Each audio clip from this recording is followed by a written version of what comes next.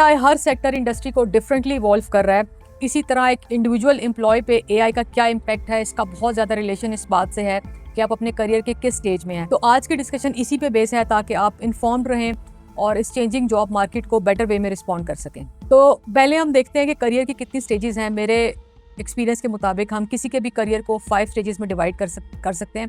पहले हम इन स्टेजेस को डिस्कस करेंगे या डिफाइन करेंगे और फिर हम एआई का इम्पैक्ट देखेंगे। तो सबसे पहले करियर की स्टेज होती है लर्निंग फेज।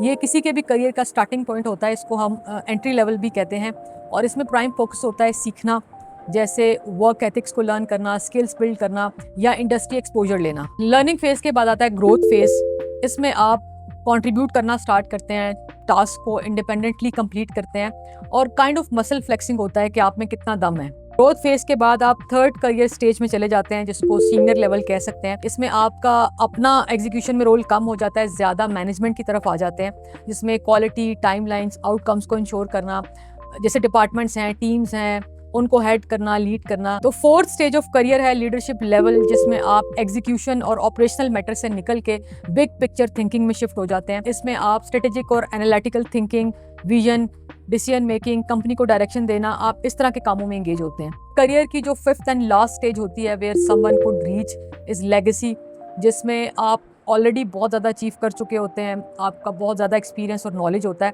और आपका प्राइम फोकस होता है कंट्रीब्यूशन एंड इम्पैक्ट क्रिएट करना। शायद आपको ये लगे कि मैंने बहुत ही क्विक और बहुत ही ब्रीफ एक्सप्लेन किया और ये भी नहीं बताया कि हर स्टेज में कितने ईयर्स का स्टे होना चाहिए। ये एक बहुत इंपॉर्टेंट टॉपिक है कि आप के करियर की कितनी स्टेजेस हैं और आप किस तरह से एक स्टेज से दूसरे में जंप कर सकते हैं। इसको मैंने प्लान किया हुआ, मैं आने वाली वीडियोस में ज़रूर कवर करूंगी।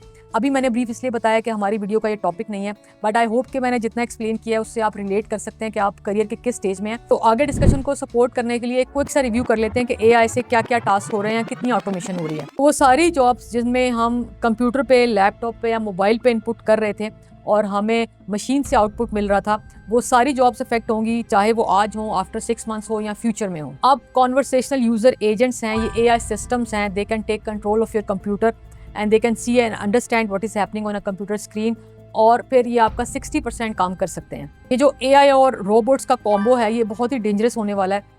इसकी वजह से जो फिजिकल टास्क हैं वो भी ऑटोमेट हो रहे हैं, जैसे कॉफ़ी शॉप पे कॉफ़ी डिलीवर करना या पार्सल्स को डिलीवर करना। कस्टमर सर्विसेज डिपार्टमेंट में एआई चैटबॉट्स और एआई की हेल्प से कस्टमर्स की क्यूरीज को रिस्पॉन्ड किया जा रहा है, एफएक्यूज को हैंडल किया जा रहा है। इसके अलावा एक्सचेंज एंड रिटर्न को प्रोसेस कर रहा है एआई, कस्टमर्स की इन्फॉर्मेशन को मेंटेन और ऑर्गेनाइज कर रहा है। तो ये तो हो गई एक बिगर पिक्चर कि एआई से क्या क्या जो टास्क हैं वो ऑटोमेट हो सकते हैं। इसके अलावा हम इसको थोड़ा सा नैरो डाउन करें तो अब हर प्रोफेशनल के पास एक फ्री का personal assistant in the form of AI exist कर रहा है। यानी जितनी भी वाइट कॉलर जॉब्स हैं उनमें हम एआई से कोई ना कोई हेल्प ले सकते हैं। इन दिस सिनेरियो सबसे ज़्यादा अफेक्ट हुई हैं एंट्री लेवल जॉब्स या लर्निंग फेज ऑफ करियर, क्योंकि पहले ये मॉडल था कि आप एक प्रोफेशनल के साथ फ्रेशर्स अटैच कर देते थे, जैसे मिनट्स लिखने हैं, कोई लेग वर्क है, कोई लॉजिस्टिक्स का काम है या कोई और इन्फॉर्मेशन गैदर करनी है।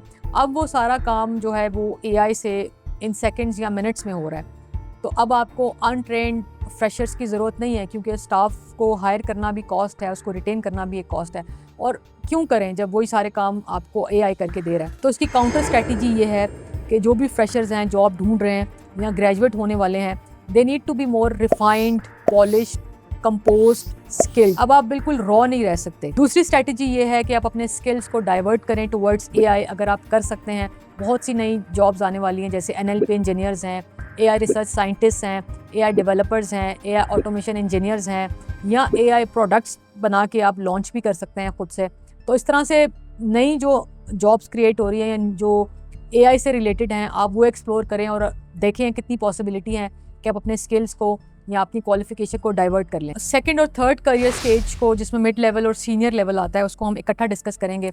यहाँ पे एआई इज़ ऑफरिंग ट्रेमेंडस सपोर्ट और यहाँ पे जो प्रोफेशनल्स काम कर रहे हैं वो एआई की वजह से बहुत सारे अपने टास्क को ऑटोमेट कर सकते हैं या एटलीस्ट हेल्प ले सकते हैं, या ड्राफ्ट जो है फर्स्ट वो एआई से उनको मिल सकता है। उनकी परफॉर्मेंस एनहांस होनी चाहिए एआई की वजह से। दूसरा इसका इम्पैक्ट ये है कि जो लोग एआई इग्नोरेंट हैं या बिल्कुल एआई अडॉप्ट नहीं कर रहे, उनकी जॉब रिस्क में है and they may lose the job. Third इसका इम्पैक्ट ये है कि सैलरीज में रिमेन स्टैग्नेंट।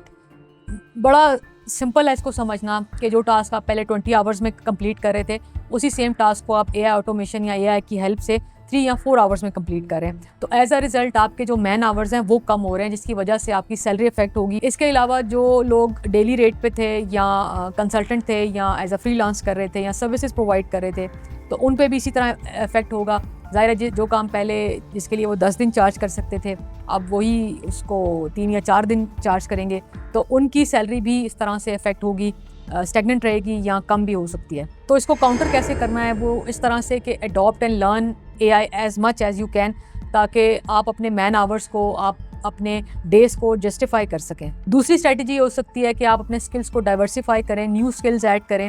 फॉर एग्जांपल, अगर आपकी डोमेन थी डेटा मैनेजमेंट, तो आप उसमें एडिशन कर सकते हैं, आप रिपोर्ट राइटिंग भी सीख लें ताकि आप क्लाइंट को पूरा एक पैकेज ऑफर कर सकें। तो जो फोर्थ स्टेज ऑफ करियर में हैं, sometimes they are face of the organisation, sometimes they are getting business.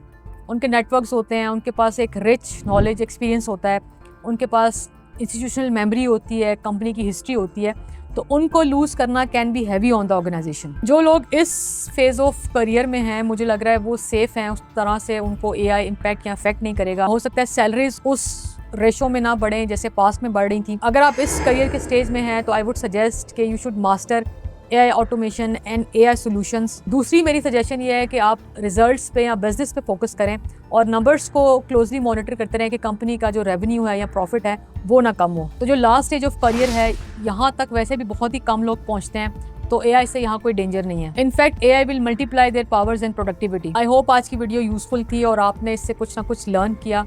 I don't know क्यों हम ऐसी चीज़ें करते हैं।